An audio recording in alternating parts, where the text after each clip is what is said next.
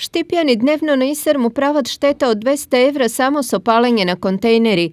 Toliko pari se uništуваat poradi namera ili nevнимателност на поединци, кои пепелта од шпоринјата се уште топла ја фрлаат во контейнер. Тоа се пари на граѓаните, значи ние ги земаме преку давачките за јавна чистота, но ги враќаме со тоа што набавуваме контейнери и апел до граѓаните да ги одржаваат контейнерите, бидејќи со заполувањето правиме штета не само на Исар, туку и граѓаните не може да добиват соодветна услуга во однос на тоа поставување на нови контейнери на места каде е потребно. Освен за Исар, палењето на контейнерите е трошок и за пожарникарите кои само оваа недела интервенирале во 5 наврати.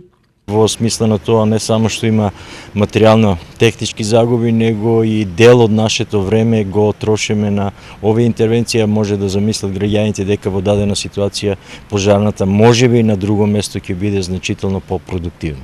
Сите пари за покривање на направените штети се вадат директно од джебот на граѓаните. Огромна штета е тоа. Тоа е огромна штета што се прави, ама тоа кој го прави, да ти кажам, не знам, некои несовесни граѓани. Фактички ние штета е тоа. Тоа од граѓаните се купува. Не се купува, да речеме, само Исар. Исар собира пари од граѓаните. Не, тоа не чини, тоа ја гледам усењеко од некои исто така запалиле ден. Пари кошта, а тоа се е наши пари, не се на Оре мислат дека е така, ајде, ќе запалам во Исар ќе го штети или нешто. Срамота е, ама на кого ќе кажеш? Големи штети се прават, знам. Ама што да направиме? Не можеш да го пазиш, да гледаш кој е.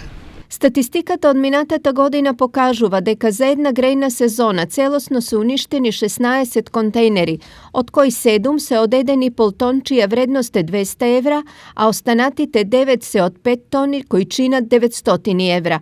Ова значи дека поради нечија неодговорност фрлени се околу 10.000 евра.